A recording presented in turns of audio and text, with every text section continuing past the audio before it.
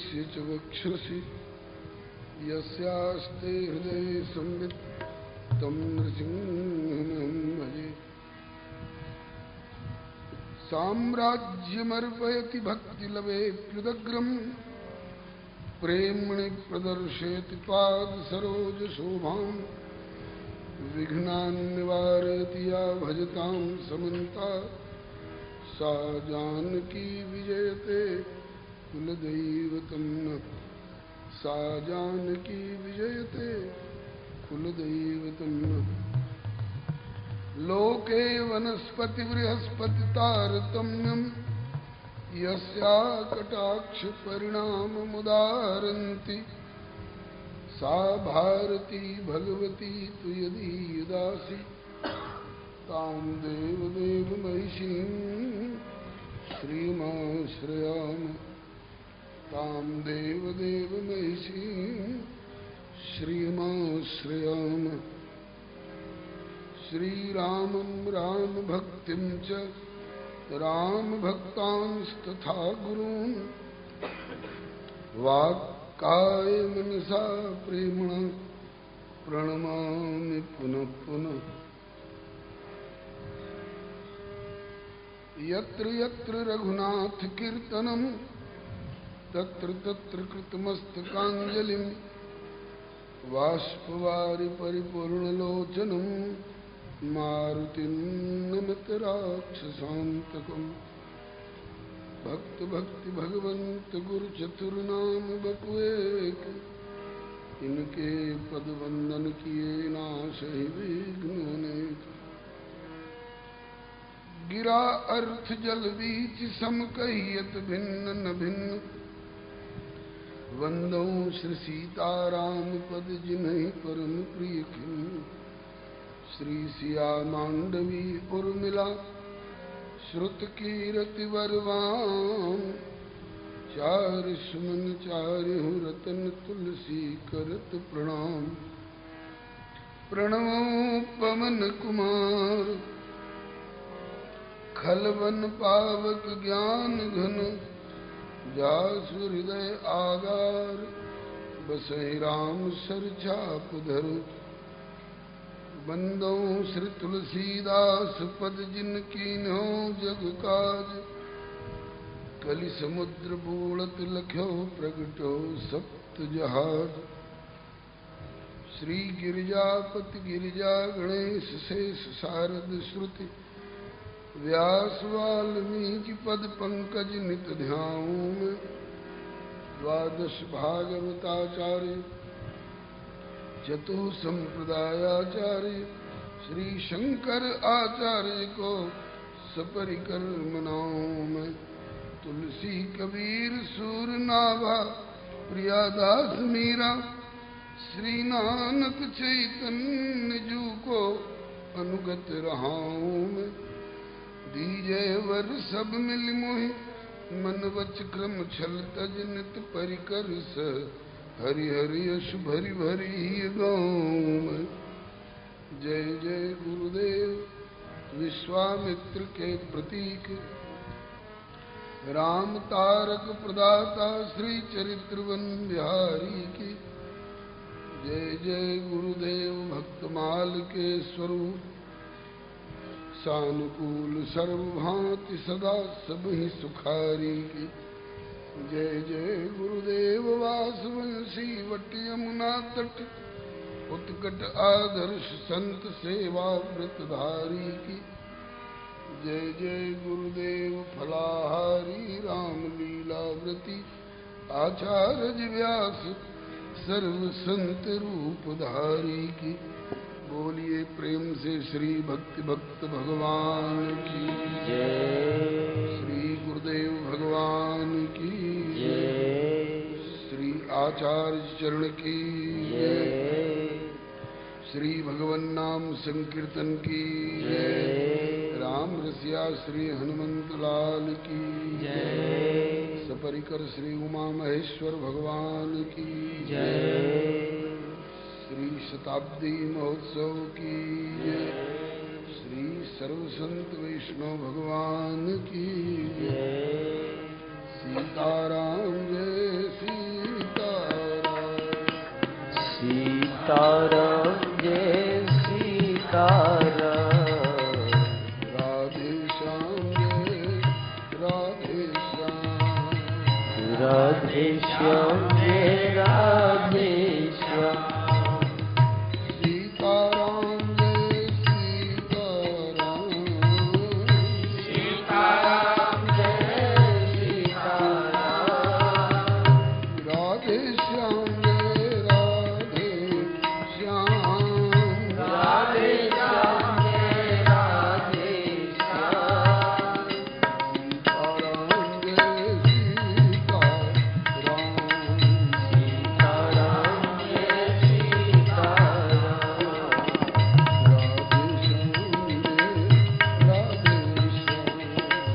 राधे श्याम जय राधे श्याम।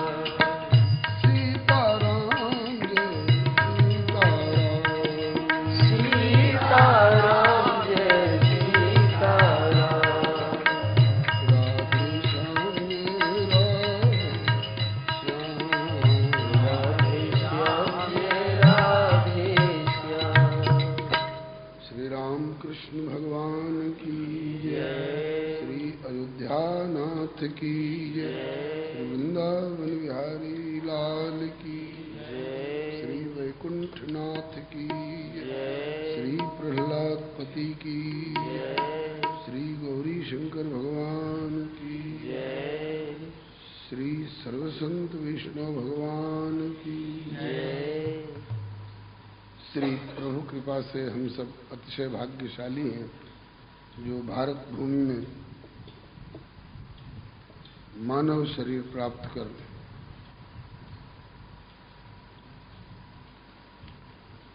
श्री पुरुषोत्तम मास में सत्संग गोष्ठी में सम्मिलित होकर इस पांडव नगरी में भगवत भागवत यश गायन एवं श्रवण का अवसर प्राप्त कर रहे हैं।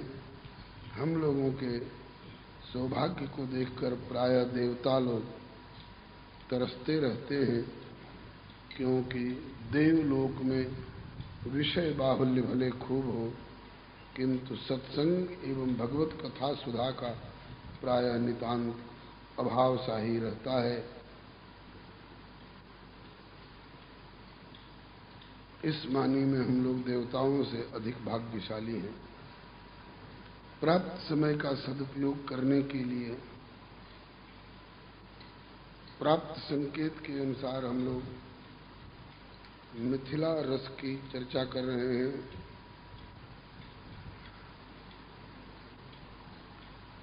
बड़ा ही रसमय, रहस्यमय और अतिशय विस्तार वाला प्रसंग है।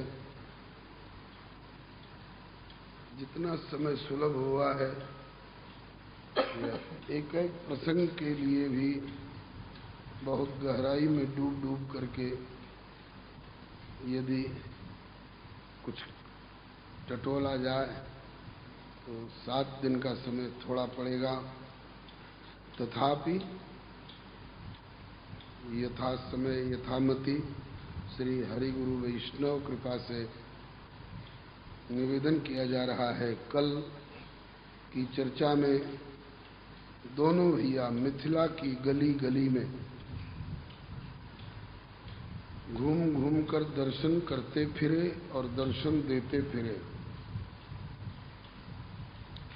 महर्षि विश्वामित्र से अनुमति मांगी थी, जो राउर आयस में पावों तो अनुज को नगर दिखाई तुरंत ले आओ।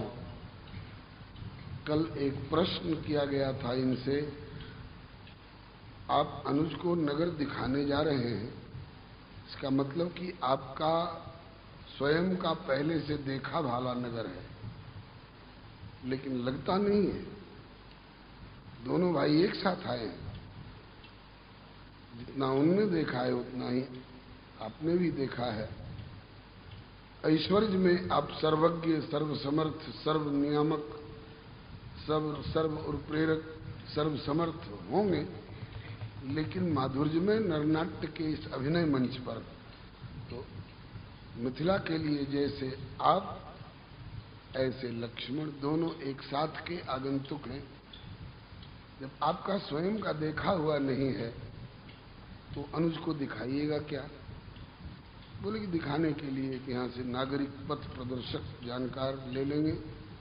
ले देखना चाहते हैं लक्ष्मण, दिखाएगा यहाँ का जानकार नागरिक पथ प्रदर्शक। आप क्यों जाना चाहते हैं? इससे आपके मनोगत भाव का भी अनुमान होता है। आप भी लक्ष्मण के बहाने देखना चाहते हैं जनकपुर। आप क्यों जाना चाहते हैं? तो इसका उत्तर संत लोग तुरत शब्द पर ध्यान दिलाते हैं। जो राउर आयस मैं पाऊं तो नगर दिखाई तुरत ले आऊं। मैं जाऊंगा तो तुरत ले आऊंगा समय की सीमा में, और नहीं तो नगर गुरुदेव इतना आकर्षक है कि बनई न बरनत नगर निकाई, जहां जाय मन तहई लुभाई। लक्ष्मण कहीं चिपक न जाएं, तो इनको छुड़ा छुड़ा करके लाने का काम ये मेरे जिम्मे रखिए। गए दोनों भाई, दर्शन करके आए, सफलता मिली।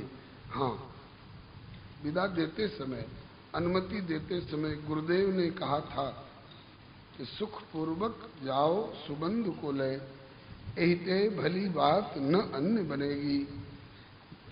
अति दुर्लभ दर्शन पाकर के नगरी तब भक्त अनन्य बनेगी। रघुराई तुम्हें लख के जग की सुघराई निकाई नगण्य बनेगी। अजी तुम देखोगे क्या मिथिलापुरी को? मिथिला तुम्हें देख के धन्य बनेगी। मिथिला तुमको देख के धन्य होगी।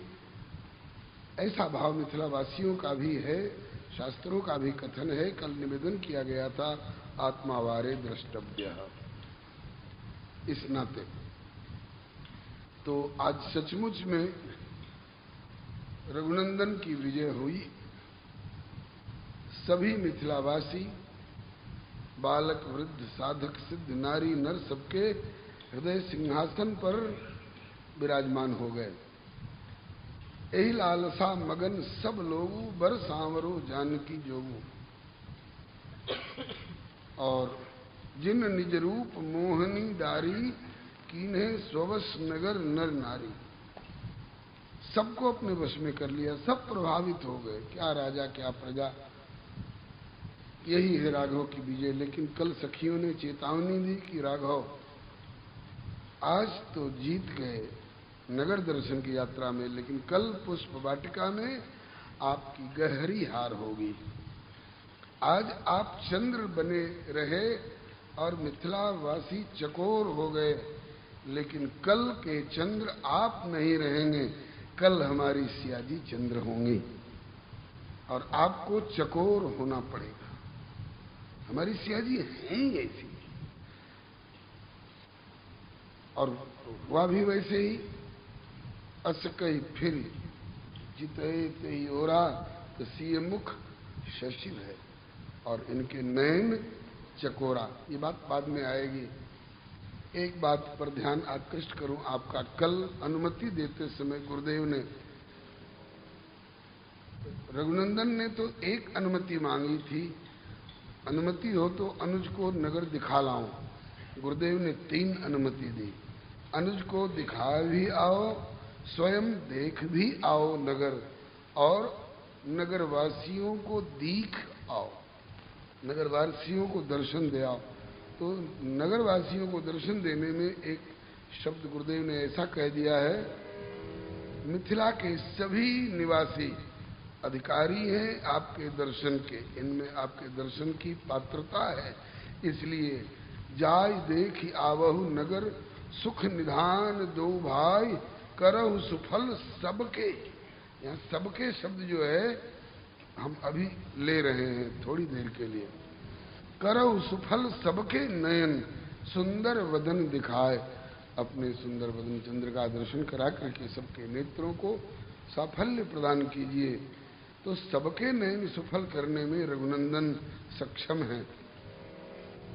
और हुआ भी जो जे भाई रहा अभिलाखी, ते के तस रुचि राखे। तो नगरी के भीतर भीतर जो दर्शक थे उनके तो नेत्र सफल हो गए, लेकिन मलिनिया बेचारी पुष्प वाटिका में थी, पुष्प वाटिका में कल गए नहीं, तो उसका नयन तो सफल नहीं हो पाया। तो गुरु जी की आज्ञा का पालन इतने अंश में नहीं हो पाया। तो कहा कि तो एक काम करे, अगर जागृत में उसको दर्शन न दे पाए तो स्वप्न में दर्शन दे आवे तो कैसा रहेगा? तो बढ़िया रहेगा। कहा कि स्वप्न का दर्शन कुछ महत्व रखता है क्या? बोले वेदांतियों की दृष्टि में स्वप्न का दर्शन किंचित भी महत्व नहीं रखता है, बल्कि उनकी दृष्टि में तो जागृत में भी जगत का दर्शन स्वप्नवत माना गया है। किंतु भक्तों की नगरी में, प्रेमियों की नगरी में अजहू जास उर सपने हूं काऊ, बसई लखन सिय राम बटाऊ। ये स्वप्न में भी आ जाएं तो भी वो जागृत के दर्शन से कम महत्व नहीं रखता है। ये बड़ी समझने की बातें हैं, साधकों के लिए बहुत सांत्वना देने वाली बातें हैं।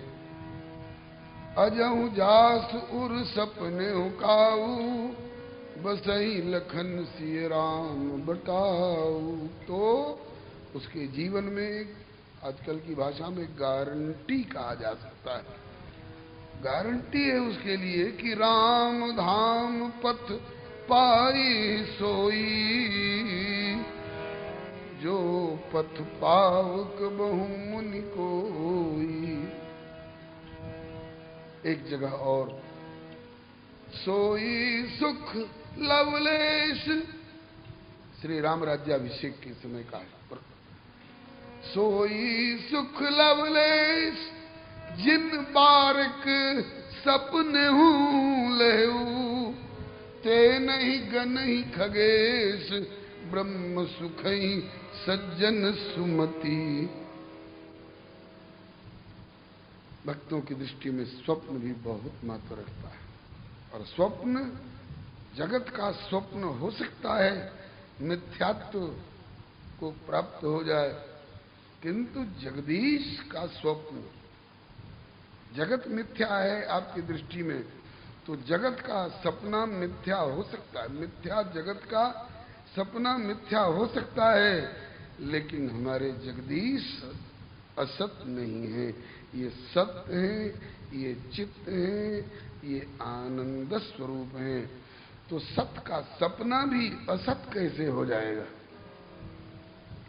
अगर ऐसा मान लेते तो श्री अवध के तत्कालीन सम्राट महाराज हरिश्चंद्र ने विश्वामित्र जी को जो दान दिया था वो स्वप्न में दिया था, और अगले दिन जागृत में भी महर्षि विश्वामित्र आ गए। हरिश्चंद्र, मुझे पहचाना? हाँ, लगता है कहीं देखा है, कभी देखा। अरे कभी नहीं, कहीं नहीं, यहीं देखा है, और आज रात में देखा। हाँ हाँ, आप स्वप्न में पधारे थे, तुमने कुछ संकल्प किया था। हाँ, मैंने अपना राज्य आपको दान कर दिया था। दान तो कर दिया, दान की सफलता दक्षिणा के बाद होती है। दक्षिणा में क्या दे रहे हो? अगर स्वप्न को मिथ्या साबित करना चाहते श्री हरिश्चंद्र जी, सपने हो भिखार नृप, रंक नाक पति होय, किंतु जागे लाभ नहानि कछु, तिम प्रपंच जिए जोय। सपने की बातें सत्य हुआ करती हैं क्या? सपने में दान लिया और जागृत में दक्षिणा लेने आ गए, ऐसा कहा क्या हरिश्चंद्र जी ने? नहीं महाराज, स्वप्नगत दान की भी दक्षिणा जागृत में चुकाऊंगा, क्योंकि आप जैसी विभूतियां ये असत नहीं हुआ करती। चुकाया, दक्षिणा चुकाने के लिए पत्नी समेत अपने आप को बेचना तक पड़ गया। लेकिन ये नहीं कहा कि स्वप्नगत दान का क्या महत्व। चुकाया। इस कलिकाल में मीराबाई को मां ने कह दिया था कि मीरा अभी बच्ची थी, पूछा कि मां वो घोड़े पर सवार बाजे गाजे के साथ कौन जा रहा है? कहा कि दूल्हा है। बींद। किसका बींद? किसका दूल्हा? बोले तेरी अमुक सहेली चंपा का। मेरा दूल्हा कहां है? ब्याह हुआ नहीं था, बाल सुलभ जिज्ञासा, मेरा दूल्हा कहां है? मां बोली मुझे पता नहीं। कहा बताना पड़ेगा। बोले जा बाबा साहब से पूछ के आ। बोले ये बातें बाबा से नहीं पूछी जाती, तू बता। नहीं बताएगी। लौटने लग गई मीरा। अच्छा बताती हूं, गोदी में लेकर के समझाने के लिए, बहलाने के लिए। मीरा तेरे दूल्हा ये, इनका नाम गिरधर गोपाल। ये तो एक बार बचपन की बात है, अमिट छाप पड़ी। इसके बाद मीरा ने मां के इस वचन को मान्यता दी और भाव हृदय में बैठ गया। और मीरा के इस भाव को मान्यता गिरधर ने दी। सपने में आकर मीरा का पाणी ग्रहण किया। फिर चित्तौड़गढ़ के ज्येष्ठ श्रेष्ठ राजकुमार भोजराज के साथ वैवाहिक संबंध की जब चर्चा चली, मीरा घबरा गई। मां, मेरी सनातन संस्कृति में 2 बार विवाह होता है क्या? मेरे पुनर्विवाह की बात क्यों? कहा कि पुनर्विवाह की कल्पना तेरे मन में कैसे आई? अभी तेरा विवाह हुआ कहां है? अभी तो विवाह होने जा रहा है, अब तक तू कुंवारी थी। कहा कि मां तू बड़ी भोली है, मेरा विवाह हो चुका है। कब, कहां, कैसे, किसके साथ? बोले तुम्ही ने तो बताया था कि तेरे दूल्हा गिरधर गोपाल है। बाबरी, मैंने बचपन में घुराने के लिए, बहलाने के लिए कह दिया था। कहा कि तो बच्चों को बहलाने के लिए मेरी मां झूठ भी बोलती है क्या? ये छाप कैसे डाले मां कि इस 4 भुजा जी के भक्त परिवार वाले झूठ भी बोलते हैं? नहीं बेटी, झूठ नहीं बोलते, झूठ नहीं बोली थी। तुमने सत्य ही कहा था ना?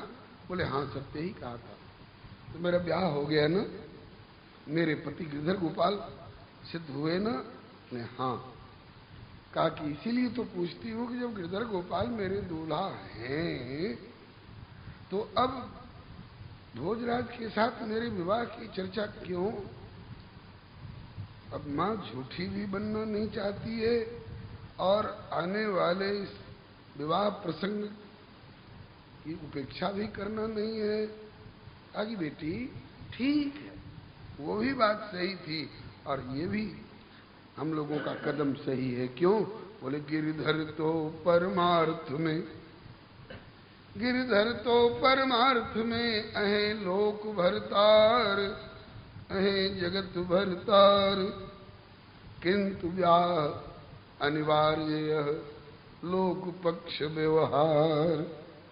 परमार्थ पक्ष में तेरा ही नहीं, ब्रह्मा तक के पति हैं गिरधर, ब्रह्मांड के पति, अखिल ब्रह्मांड पति। लेकिन व्यवहार पक्ष में कन्या का पाणी ग्रहण एक उनके प्रतीक के रूप में, उनके प्रतिनिधि के रूप में, उनकी प्रतिमूर्ति के रूप में किसी वर के हाथ में हाथ पकड़ाया जाता है। कहा कि मां वह भी मेरा संस्कार हो चुका है। कैसे? मीरा जी का निजी गाया हुआ पद है, अनुभूति वाला, कल्पना नहीं।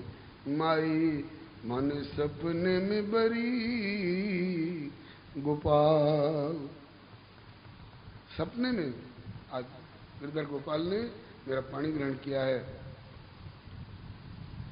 मां बोली कि मां बोली सपना नहीं अपना, सपना तो मन की है कल्पना। मीरा ने कहा कि माँ, जगत का सपना जगत असत हो सकता है, असत जगत का सपना असत हो सकता है, लेकिन मेरे गिरधर गोपाल का नाम, रूप, लीला, धाम, चरित्र, गुण, गण ये असत नहीं है, वो स्वयं में सत्य है और उनका सब कुछ सत्य है। जब उनका सब कुछ सत्य है तो मेरे प्राणनाथ का सपना भी असत नहीं हो सकता है। इसी बात पर बात जीवन भर अड़ी रही, चाहे मीरा के पीहर वाले लोग हों, चाहे ससुराल वाले हों, मीरा अपनी टेक पर अड़ी रही और निभा लिया। बहुत सारे उदाहरण हैं भक्तों के जीवन में। आज हम अब अपने प्रसंग पर आ रहे हैं, थोड़ी भूमिका में बहक गए, इसके लिए क्षमा प्रार्थी हैं। भक्तों की चर्चा है, भगवान की चर्चा है। हम घी परोस रहे हैं, परोसना दाल में चाहिए था, यदि चावल में ही घी पड़ गया तो क्या नुकसान हुआ। आइए, श्री हरे नमः। गुरुदेव की आज्ञा है, जाओ दर्शन कर आओ, दर्शन दे आओ, दर्शन कराओ, करो सुफल सबके नयन, सुंदर वदन दिखाए। रघुनंदन ने कहा कि नगर के भीतर वालों को तो दर्शन हो गया, फुलवारी नगर से बाहर थी, वहां की मलिनिया को दर्शन नहीं दे पाए, तो जागृत में दर्शन नहीं दे पाए, तो सपने के झरोखे से सही उसको भी दर्शन देना अनिवार्य है, नहीं तो इतने अंश में गुरुदेव की आज्ञा अधूरी रह जाएगी, उसका पालन पूरा नहीं माना जाएगा। इसलिए रघुनंदन ने स्वप्न में दर्शन दिया मलिनिया को। मालिन श्री मिथिलेश की स्वप्न लखी ते रात, और जागी कहन लगी कंत सो पुलक पल्लवित गात। मलिनिया ने स्वप्न में देखा, दोनों भाइयों को देखा, फुलवारी में विचरते हुए देखा, जगते ही और अपने पतिदेव को बता करके, सुन प्रिय मालिए, सुन प्रिय मालिए, सपना देखी मैं आज भोर। सुन प्रिय मालिए, सपना देखने आज भोर। ये संकलित पद है, इसमें नहीं मिलेगा। श्री मिथिला रस के रसिकाचार्य श्री मोदलता जी का गाया हुआ है। सुन प्रिय मालिए, सपना देखी मैं आज भोर। सुन प्रिय मालिए, सपना देखी मैं आज भोर। क्या सपना देखी कि आए छविशाली द्वय, कि आए छविशाली द्वय, राजा के कुंवरी चित चोर।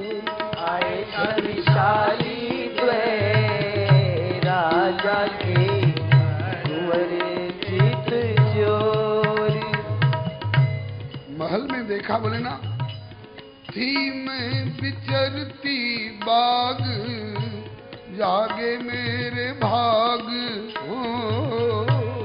थी मैं विचरती बाग, जागे मेरे भाग। छवि हरियाली ते,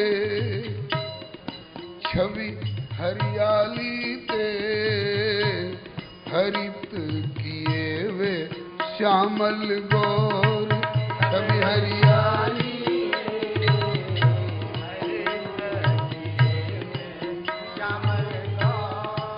सुन प्रिय मालिए, सपना देखी आज भोर। प्रिय मालिए, सपना देखी मैं आज भोर।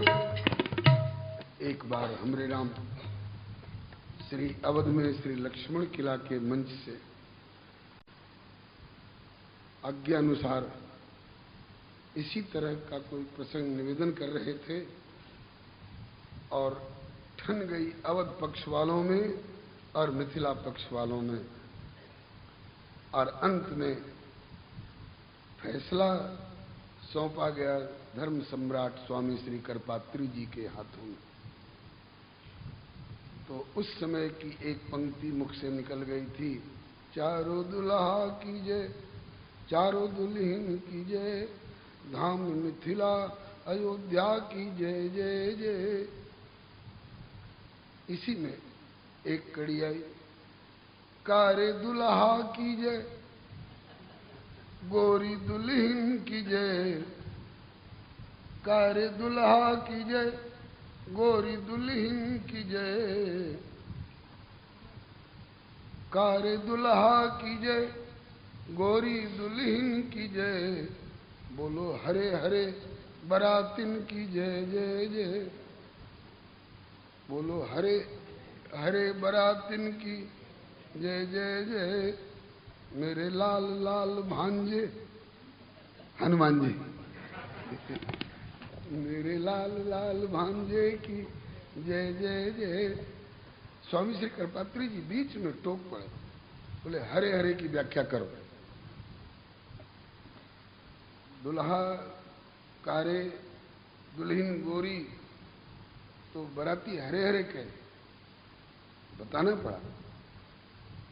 ये सामान्य अंग वाले नहीं है, दिव्य अंग कांति, जैसे सूर्य चंद्र की आभा विभा प्रभा कांति छिटकती है, ऐसे दुल्हा श्याम वर्ण के, उनसे नील अंग कांति छिटक रही है।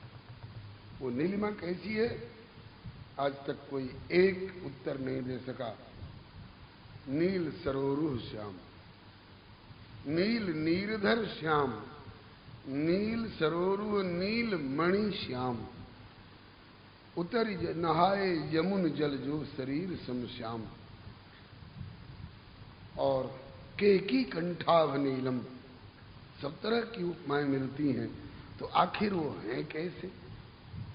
बोले ये आज भी कोई उनको देखे और शुरू से देखता आ रहा हो तो भी वो निश्चय नहीं कर सकता है कि उनकी नीलिमा मात्र इसी ढंग की है। अच्छा, तो नील सरोरुह श्याम, नील मणि श्याम, नील नीरधर श्याम, इनसे नील अंग कांति छिटक रही है। और श्री किशोरी जी से इनकी गोराई पीली स्वर्ण चंपा के रंग की है। गोस्वामी जी ने बरवे रामायण में वर्णन किया है, किशोरी जी गोरी है। कैसी गोरी है? बोले उनकी गोराई में कुछ पीतिमा भी झलकती है। वो पीतिमा कैसी है? तो इसके लिए बरवे रामायण की पंक्ति है, चंपक हरवा, स्वर्ण चंपा का हार श्री सिया जी को धारण कराया जाता है। तो चंपक हरवा अंग मिल अधिक सुहाय, जान परे सिय हियरे जब कुम्हलाय।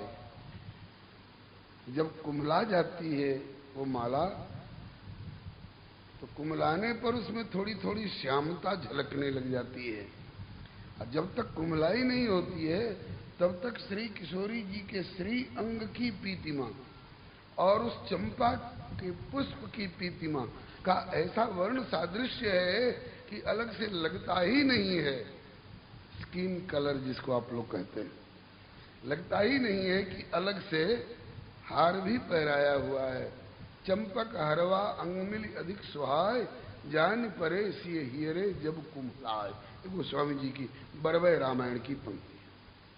अस्तु, तो श्री रघुनंदन के श्री अंग से नील अंग कांति एवं श्री किशोरी जी के श्री अंग से पीत अंग कांति। आज भी एक जगह नीला रंग का ट्यूब मरकरी और दूसरी जगह वहीं बगल में एक पीले रंग का मरकरी ट्यूब लाइट जला के देख लीजिए, दोनों की आभा मिलेगी तो नीला और पीला दोनों मिलकर के हरा हो ही जाता है। तो वहां तो श्री किशोरी जी की श्री अंग की पीत कांति छिटक रही है, और यहाँ बोले कि श्री किशोरी जी की जगह पर गोरे लखन लाल जी हैं, इनके भी श्री अंग का रंग प्रायः वैसा ही है। तो ये मलिनियां कह रही है, थी मैं बिचरती बाग, जागे मेरे भाग, छवि हरियाली ते। पुष्प वाटिका में वृक्षों की पत्तियों की हरियाली तो हमेशा रहती ही है, हर जगह के वृक्षों की पत्ती में हरियाली, लेकिन आज की हरितिमा जो है वो कुछ और विलक्षण लग रही थी मेरे प्रियतम। मलिनिया माली से कह रही है, हो थी मैं बिचरती बाग, थी मैं बिचरती बाग, जागे मेरे भाग, छवि हरियाली थे, हरित किए वे श्यामल गौर, छवि हरियाली है, हरित किए वे श्यामल गौर। सुन प्रिय माली सपना देखी मैं आज भोर, छवि माली श्यामल गौर। अखियां जभी से जूटी, अति सुख लूटी, अखियां जभी से जुटी, अति सुख लूटी, अखियां जभी से जूटी, अति सुख लूटी, छटा निराली पे, छटा निराली पे, वारी में तो मदन करोर, छटा निराली पे, वारी में तो छटा करोर, छटा निराली पे, वारी में तो मदन करोर, छटा निराली पे, वारी में तो मदन करोर। सुन प्रिय माली सपना देखी मैं आज भोर,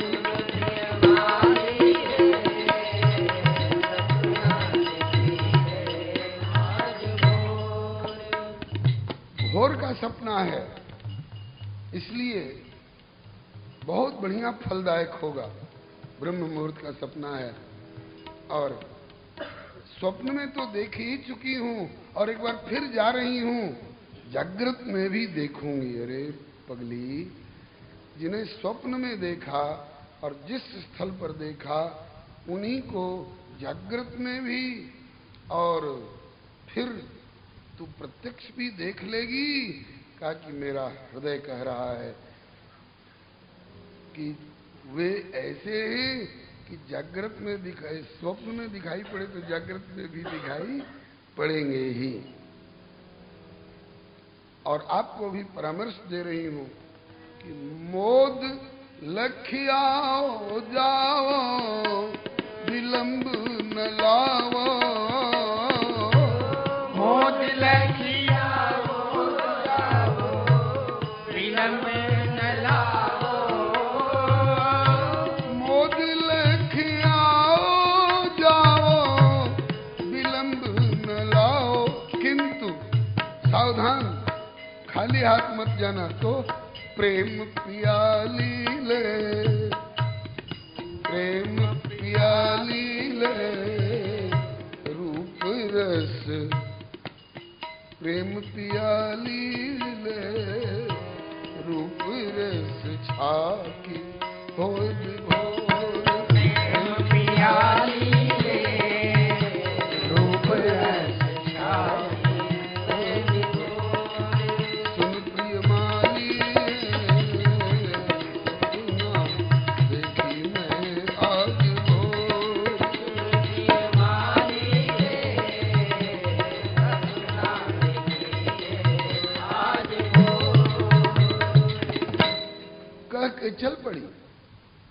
पागल हो गई है।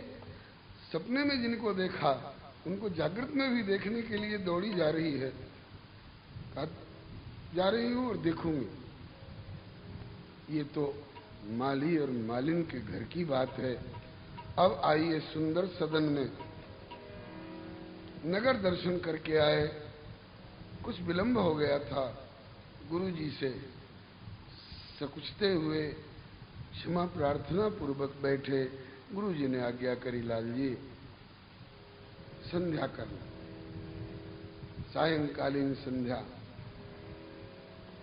संध्या करके सरकार विश्राम किए। रात्रि की इनकी विश्राम की मुद्रा भी आदर्श है। पहले गुरुजी पौढ़ेंगे, दोनों भाई दोनों चरणों की सेवा करेंगे। इसके बाद गुरुजी कहेंगे कि अब आप भी विश्राम करो। तो एक बार के कहने से नहीं, बार बार मुनि आज्ञा दीनी, रघुवर जाय शयन तब कीनी। जब रघुवर शयन करेंगे तो चापत चरण लखन। अब तक दोनों भाई गुरुजी के चरण संवाहन कर रहे थे और अब बड़े भैया का चरण संवाहन करेंगे छोटे भैया। चापत चरण लखन उरलाए, सभय सप्रेम परम सचुपाए। सप्रेम तो ठीक है, सभय क्यों, कहीं जोर का हाथ न लग जाए, तो आती हुई नींद कहीं उचट न जाए, इसलिए सभय सप्रेम परम सच पाए। परम सच पाए, इससे और अधिक संसार में कुछ प्राप्तव्य भी हो सकता है, औरों के लिए होता होगा, मेरे लिए तो परम सच पाए। अस्त ये तो सोने का क्रम रहा। बार बार रघुनंदन ने कहा कि भैया आप भी विश्राम करो, रात ज्यादा हो गई है। तो पुण्य पुण्य एक बार कहने से नहीं, पुण्य पुण्य प्रभु कह सोवहु ताता। तो सोए नहीं, पौढ़े उर्धरि पद जल जाता। प्रभु के चरण कमल को भीतर तो रखते ही थे, प्रभु के चरणों की ओर उनके तलवे को, चरण के तलवे को अपने हृदय से चिपका करके पौड़ गए। ये क्रम है, बराबर अपने हृदय में ही रखते हैं। जब वैकुंठ में अथवा क्षीर सागर में भी रखते हैं तो अपने फेंटा के भीतर ही रखते हैं, उससे बाहर इनको जाने नहीं देते। अपने फेंटा के भीतर, अपने फणों के भीतर, अपने हृदय से चिपका करके रखते हैं। अस्त ये तो सोने का क्रम रहा। और जगने में लखन जी सबसे पीछे पौड़े और जगने में सबसे पहले उठे लखन। सोए होते तो जगे कहा जाता, लेकिन ये सोए नहीं थे, पौड़े थे, इसलिए उठे लखन। निश विगत सुनि अरुण शिखा धुनिकान। अरुण शिखा माने लाल चोटी वाले पक्षी की आवाज सुनकर, लाल चोटी वाला पक्षी मुर्गा। क्या जनकपुर में पोल्ट्री फार्म भी था, मुर्गे भी पाले जाते थे? नहीं, वहां स्वाभाविक, ये वन्य पक्षी स्वाभाविक ये निवास करते हैं, विहार करते हैं। अस्तु उठे लखन निस विगत सुनि अरुण शिखा धुनिकान। अब लक्ष्मण जी तो पीछे पौड़ने वाले, पहले उठ के बैठे हो गए, इसके बाद रह गए दो। उन दोनों में से गुरु ते पहले जगत पति जागे राम सुजान। गुरु जी जग जाएं, अपने से जल भर लें कुआं से, अपने से शौच स्नान वगैरह कर लें, उसके बाद लाल जी उठो, बहुत देर हो गई।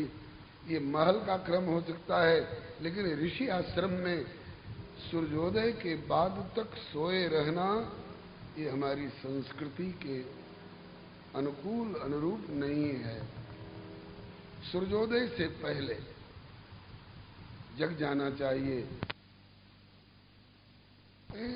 सूर्योदय के बाद तो हमसे पशु पक्षी बहुत अच्छे। सोकर खोने के लिए ये मानव शरीर नहीं मिला। निद्रया ह्रियते नक्तम व्यवाये न चवावय दिवाचार्थे है राजन कुटुंब भरणे नवा। इसी का भाव श्री कबीर जी कहते हैं, धिक्कार है रे सोने वालों, रैन गंवाई सोई के और दिवस गंवायो खा खा। हीरा जन्म अमोल था कौड़ी बदले जाए। सोकर मत खोवो ये अमूल्य मानव जीवन, समय से जगो। समय से जग गए गुरु ते पहले, जगत पति जागे राम सुजान। ये मर्यादा है। केवल रस पक्षी ही अगर परोसता जाऊंगा आपके हृदय को थोड़ा गुदगुदाते हुए, तो सिद्धांत पक्ष और साधन पक्ष कमजोर हो जाएगा। इसलिए गुरुदेव की आज्ञा है समानांतर दिग्दर्शन होना चाहिए। इसीलिए थोड़ी ढिठाई करता हूँ, थोड़ा विलंब मंथर गति से चला करता हूँ। एक संत प्रवर अभी स्वामी श्री कृपात्री जी की कृपा पात्र थे। स्वामी श्री ईशानानंद जी श्री पशुपत बाबा के नाम से प्रख्यात थे।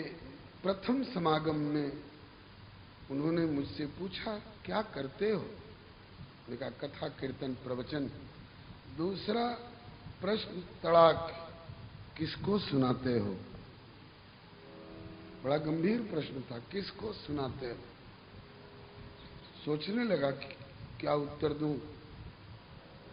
दुनिया को सुनाते हो? अभी मैं सोच रहा था क्या उत्तर दूं, तब तक तीसरा प्रश्न, कुछ अपने को सुनाते समझाते हो कि नहीं? बहुत गंभीर प्रश्न था। प्रवक्ता महानुभावों को ये जीवन भर के लिए एक सूत्र बन जाता है। हमको तो सूत्र मिल गया, कुछ अपने को सुनाते समझाते हो कि नहीं? अगर नहीं तो तुम धंधेबाजी में पड़े हो। ऐसा नहीं होना चाहिए। ये सौदेबाजी की बात नहीं है, ये हमारी खुराक है। यहां से लेकर के और यदगत्वा न निवर्तन्ते तद्धाम परमम मम, वहां तक की हमारी खुराक है। खुराक दो तरह की होती है, एक शरीर की, एक आत्मा की। शरीर की खुराक, बिन पानी भोजन बिना ये उदर मचावे क्रांति, ऐसे ही बिना भजन सत्संग के मिले न मन को शांति। ये आत्मा की खुराक है। शरीर की खुराक चींटी से लेकर के हाथी और पाताल से लेकर के और ब्रह्मलोक तक के निवासियों को अपने अपने स्तर पर सब जगह मिलती है। शरीर की खुराक सबको मिलती है। सूअर कुत्ते भी गंदगी के ढेर पर घूम घूम कर अपनी खुराक जुटा लेते हैं, तो लेकिन आत्मा की खुराक मानव को मिलती है। मानव में भी मानवता संपन्न मानव को मिलती है, जिनकी भूख जगी होती है, जिनको रुचता है, जिनको पचता है, उनकी ये खुराक है। इसके बिना 10 दिन हम भोजन न पावें तो शरीर कमजोर हो जाता है। इसी तरह से यह आध्यात्मिक खुराक अगर न मिले 2 दिन 10 दिन, तो आत्मा में कमजोरी आ जाती है, गिरावट आ जाती है, जिसको आत्म पतन कहते हैं। जिसके अभाव में साधन साध्य पक्ष के खुराक के अभाव में आज मानव से मानव भयभीत है। बाप बेटे में कलह है, पति पत्नी में तलाक की नौबत है, राजा प्रजा में क्रांति की आवाजें जहां तहां सुनाई पड़ती हैं। अगर ये खुराक मिलने लग जाए, इस पर ध्यान देने लग जाए, तो हम में कमजोरी नहीं रह जाएगी। हम दोनों तरह से सुडौल होंगे। अस्त तो हमारे संतों की आज्ञा है, भैया ठोस पदार्थ, लड्डू, पूड़ी, कचौड़ी, हम पत्तल पर भी परोस सकते हैं, लेकिन रस तरल पदार्थ होता है, पत्तल पर नहीं परोसा जा सकता है। इसके लिए गहरा बर्तन चाहिए। अरे सोने चांदी का नहीं हो तो मट्टी का ही सही, कुल्हड़ सकोरा सही, लेकिन गहरा होना चाहिए और साफ सुथरा होना चाहिए, धुला पूछा होना चाहिए, और तब उसमें रस परोसा जाएगा तो टिकेगा, लाभ पहुंचाएगा। तो गुरुजनों की आज्ञा है, केवल रस ही रस मत परोसना, जब जैसी आवश्यकता हो बीच बीच में कुल्हड़ सकोरा भी, गहरे पात्र भी परोसते चलना। अस्त आइए। उठे लखन निश विगत, सुन अरुण शिखा धुनिकान, गुरु ते पहले जगत पति जागे राम सुजान। जगने के बाद हमें क्या करना चाहिए? कभी कभी सामाजिक विद्यमान की दुर्वस्था देखकर कथा के साथ साथ व्यथा भी निकल आती है। जगते जगते राघव क्या करते हैं? बेड टी नहीं मांगते, अखबार आया कि नहीं इसकी तलाश नहीं करते हैं। जगते ही जगते हमारी संस्कृति कहती है राम राम ते सुमिरण कीना। और जगने के बाद सकल सोच करी, विधिवत शौच स्नान, सकल सोच करी। यहीं से मानस की फुलवारी का शुभारंभ होता है, प्रसंग का। पुष्प वाटिका श्रीमद् भागवत में दशम स्कंध का बहुत महत्व बताया जाता है। दशम स्कंध में भी रास पंचाध्यायी कहते हैं, जैसे हमारे शरीर में पंच प्राण होते हैं, ऐसे श्रीमद् भागवत रूपी श्री विग्रह में रास पंचाध्यायी पंच प्राण है। उसमें भी गोपी गीत मध्यवर्ती हृदय भाग है। ऐसे ही रामचरितमानस में बालकांड की पुष्प वाटिका ये हृदय भाग है रसिकों का। श्री हमारे बक्सर वाले गुरुदेव तो कहा करते थे, श्री नाभा स्वामी जी ने भक्तमाल ग्रंथ में खुलासा किया है, कलि कुटिल जीव निस्तार हित वाल्मीकि तुलसी भय। वाल्मीकि जी ही श्री तुलसीदास जी के रूप में अवतरित हुए हैं। क्या गरज थी, क्यों उन्हें अवतरित होना पड़ा? वाल्मीकि रामायण क्या है? रामस्य चरितम महत नहीं, नाम रामायण जरूर है, लेकिन कृष्णम रामायणम काव्यम सीतायाश्चरितम महत। इसमें सीता का महान चरित्र है, सीता के चरित्र की महानता का इसमें निरूपण है। तो उस वाल्मीकि रामायण में बहुत कुछ वर्णन किया था। अब कमी क्या थी, क्यों उन्हें श्री तुलसीदास जी के रूप में दोबारा आना पड़ा? एक तो ये कि संस्कृत भाषा के प्रति यहाँ के फारसी पढ़ने वाले भले तेल बेचना पड़े, नौकरी चाकरी की दृष्टि से पढ़े फारसी फिर भी बेचे तेल, देखो भाई कर्म का खेल। तो उन दिनों में संस्कृतज्ञता का अभाव हो गया था, इसलिए हनुमान जी दुबले होने लगे थे। कथा ही इनकी खुराक है। हनुमान जी ने प्रभु से निवेदन किया, मेरी खुराक कम हो गई है सुलभता में, और मैं इसके बिना दुबला होता जा रहा हूं। आपने कहा था कि कथा मिलती रहेगी, बोले कथा तो बहुत है, कहा कि लेकिन संस्कृत वांग्मय में है,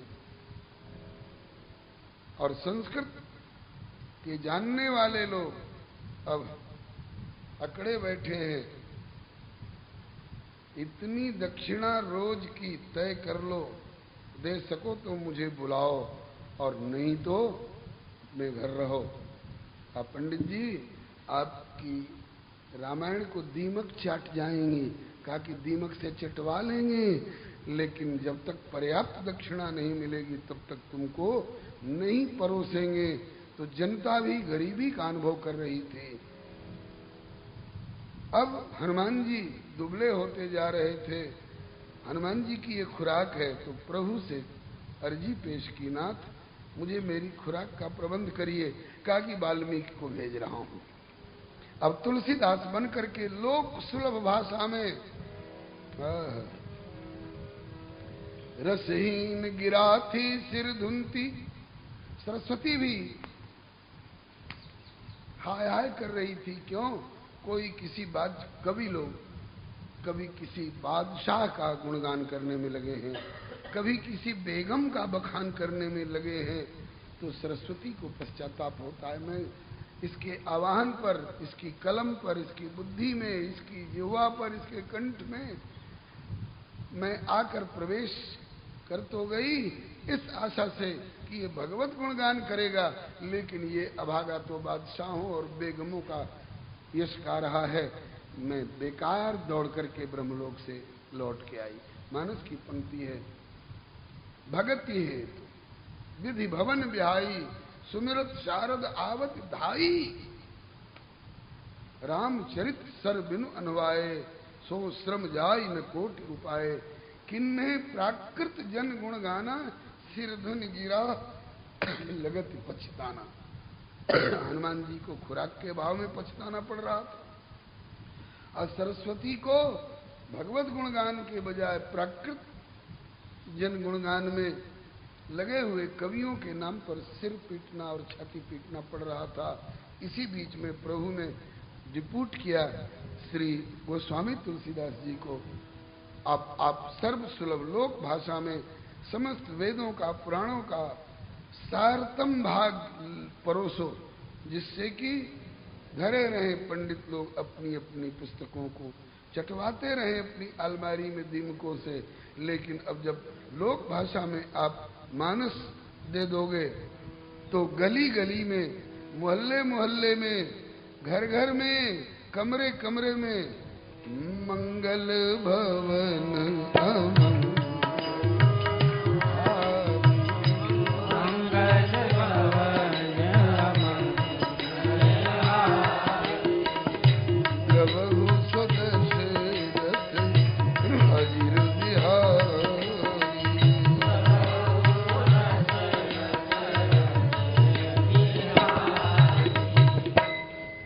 हनुमान जी को खूब खुराक मिलेगी।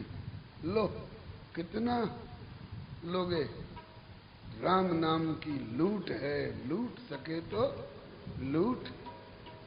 हनुमान जी लूटने लग गए, समेटने लग गए रस को।